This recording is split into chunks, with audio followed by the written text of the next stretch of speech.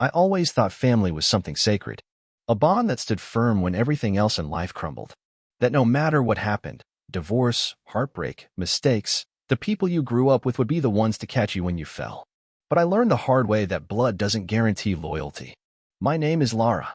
I'm 34 years old, and 5 years ago, my entire world was turned inside out, not just by the man I married, but by the brother I thought would stand by me no matter what. His name is Matthew, and he was my best friend growing up. We were close in that way only siblings with a chaotic home can be. Our parents were strict, cold, more focused on appearances than actual affection. So Matt and I relied on each other. He protected me from bullies, taught me how to ride a bike, and once walked 4 miles in the rain just to bring me my forgotten lunchbox in elementary school. He was that kind of brother, and I would have done anything for him. So when I married Aaron, a man I'd met in college, charismatic, driven, and endlessly charming, Matt was skeptical, but supportive. He even gave a heartfelt toast at our wedding, joking that Aaron better love her with everything he's got, or I'll knock his teeth out. Funny, looking back now. Because when everything fell apart, when I found out Aaron had been cheating on me for over a year with his assistant, it wasn't Aaron's betrayal that hurt the most. It was Matt's. See, I didn't just lose a husband during that divorce. I lost my brother. I still remember the night I found out. I was late getting home from work, and Aaron was in the shower. His phone lit up with a text. "I missed the way you touched me this morning," from a number I didn't recognize. I froze. My heartbeat jumped into my throat. I tried to tell myself maybe it was a prank, a mistake, a marketing scam, anything but what I feared. But the messages kept coming, and eventually I scrolled far enough to see photos, intimate photos, and my husband smiling in them. Nausea hit me like a punch.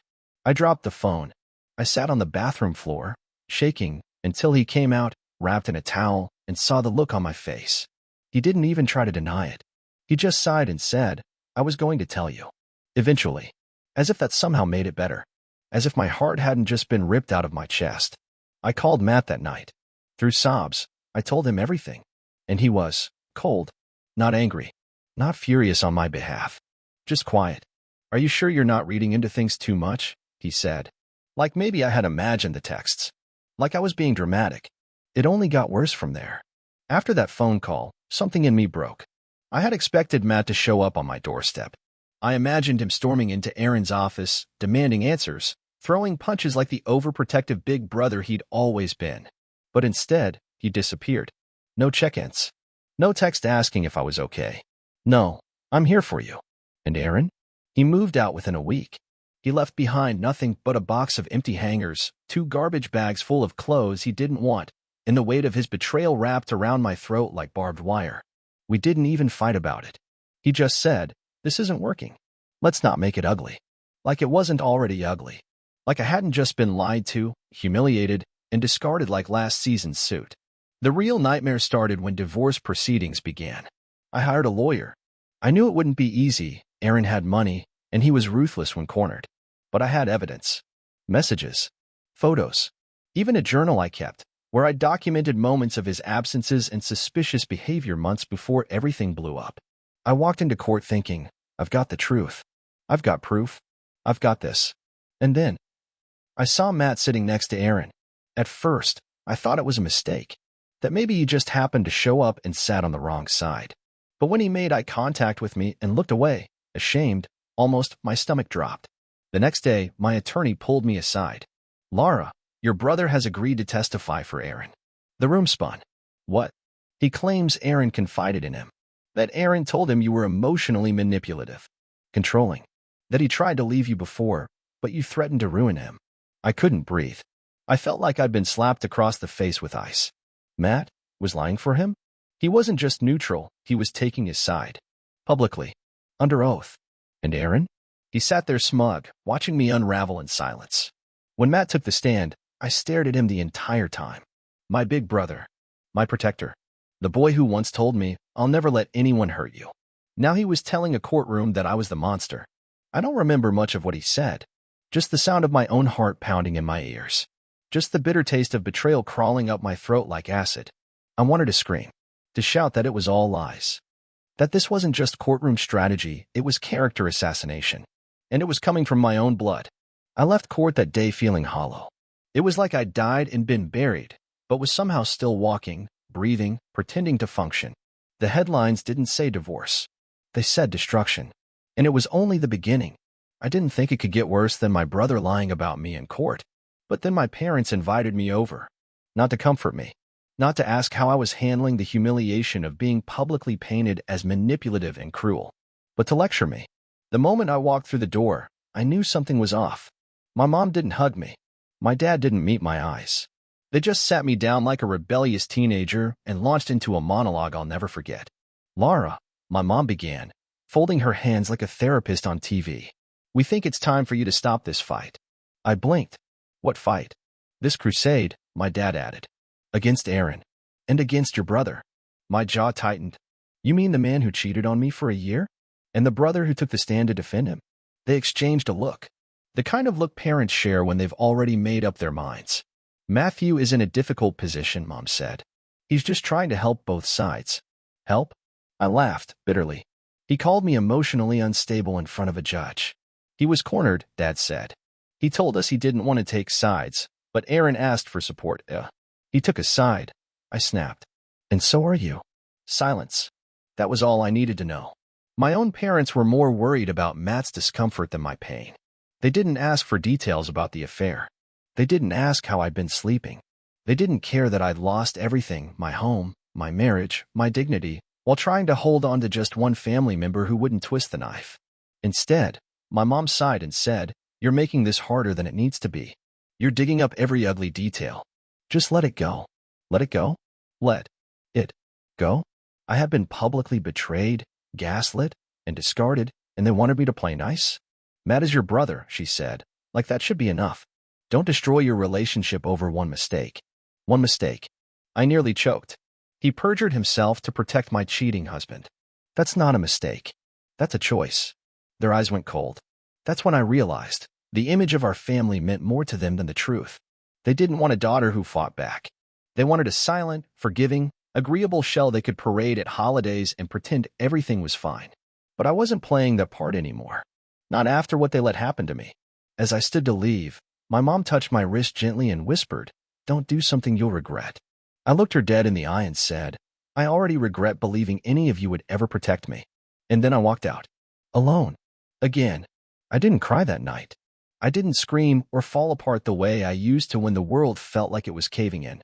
Something inside me had gone still, cold, focused, razor sharp.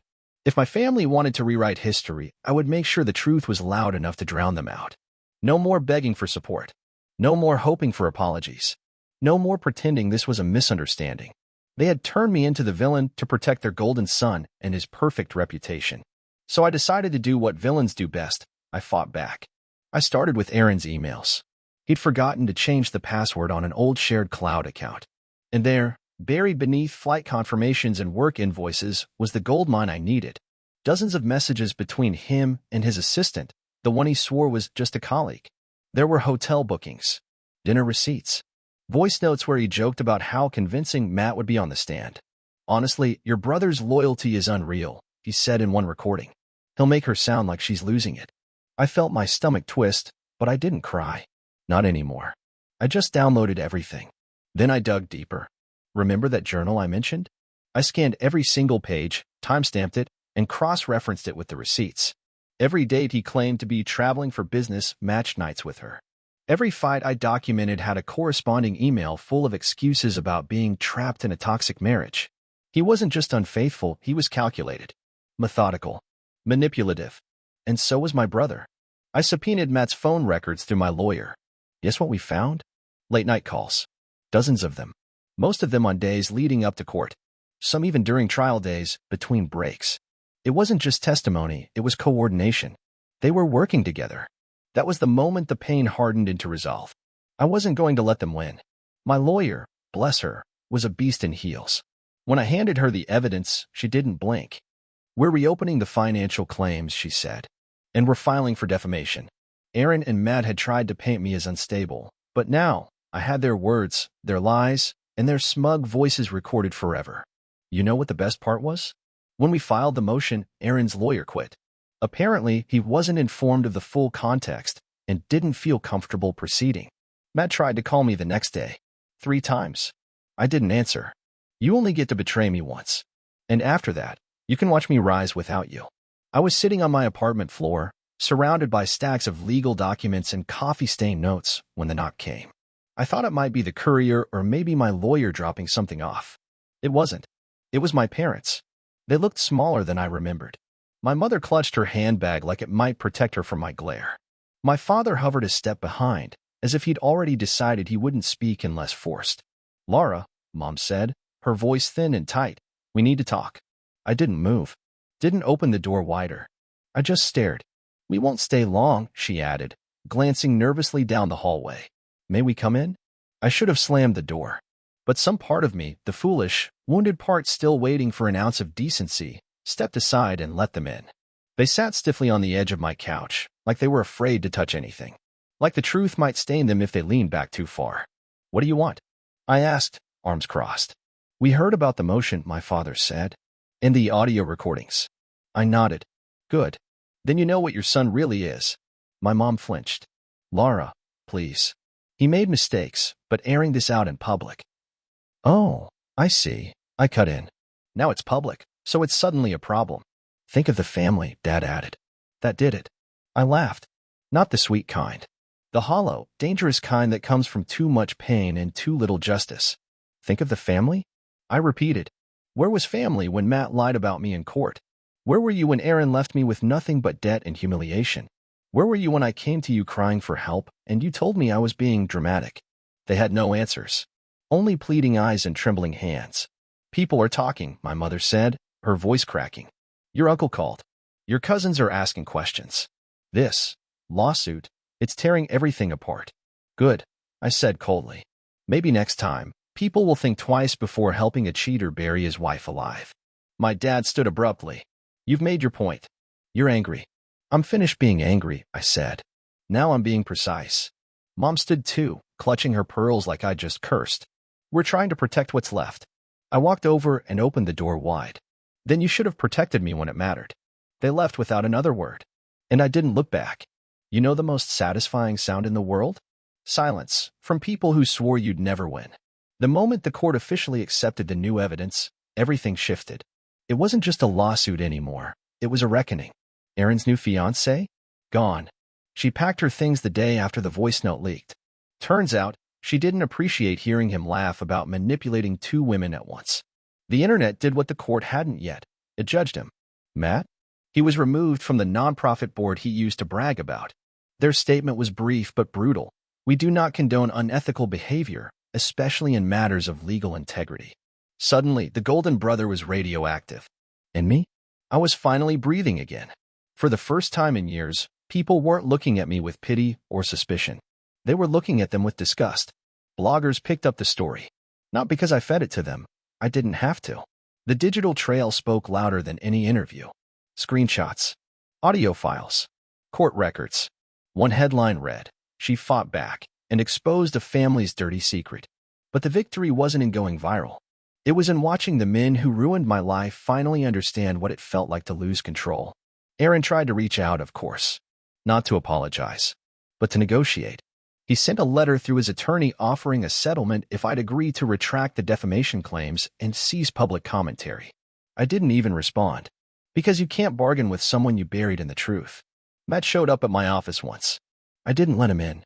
He stood behind the glass wall, eyes wide, mouth forming my name like a question. Like maybe if he looked sorry enough, I'd let him rewrite everything. But I'd already moved on to drafting a restraining order. Some bridges aren't meant to be rebuilt. Some are meant to burn so brightly they light the path forward. And for the first time in a long time, I knew exactly where I was going. Healing wasn't a grand moment. It was 1,000 small ones. Waking up without panic attacks. Drinking coffee without hearing their voices in my head. Looking in the mirror and not seeing someone who needed to apologize just to keep the peace. I didn't realize how heavy survival had been until I finally felt what living actually meant. My apartment, once a battleground of legal files and sleepless nights, transformed.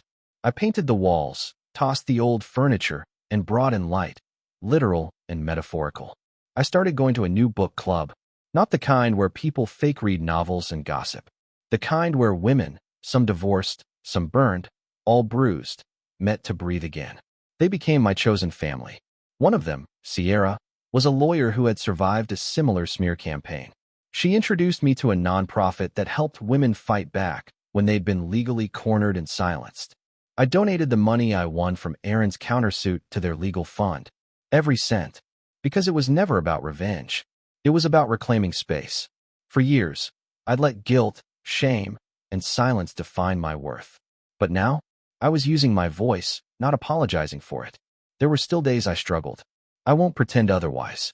Days where I questioned if cutting off my family completely was too harsh. If I should have tried harder. If I'd gone too far.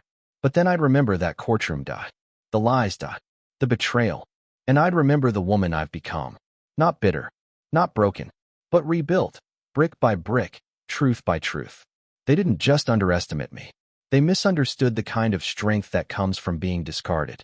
Because once you learn to stand alone, you stop asking anyone else to hold you up. It came on a rainy Tuesday, tucked inside a pale blue envelope that didn't belong among the bills and newsletters in my mailbox. There was no return address, just my name, written in my mother's neat, almost trembling handwriting. I stood in my hallway for a long time before I opened it. Inside was a single sheet of stationery, cream-colored, scented faintly like lavender. Lara, I know we haven't spoken since everything happened. I want you to know I never intended to hurt you. Things spiraled in ways I couldn't stop. Your brother, your father, they acted out of fear, not cruelty. We miss you. The holidays aren't the same without you. Your father isn't well. He asks about you every day. Matt regrets everything. Please consider coming home. Love, Mom. I read it twice. Then once more, just to be sure I wasn't imagining the same pattern I'd always seen. Excuses dressed up as regret. Shifting blamed. Never a direct apology. Never the words, I failed you. It was astonishing, really, how even after everything, they still thought the solution was me coming back to them. As if the fracture in our family was a misunderstanding. As if I hadn't spent years being gaslit, abandoned, and betrayed, and then told to forgive for the sake of appearances. I folded the letter carefully, slid it back into the envelope, and placed it in a drawer I no longer opened. Some part of me still ached. That part probably always would. But the difference now? I no longer mistook aching for obligation. You see, I spent too long believing that family was a duty, something you sacrificed yourself for, even when it destroyed you. But now I know better.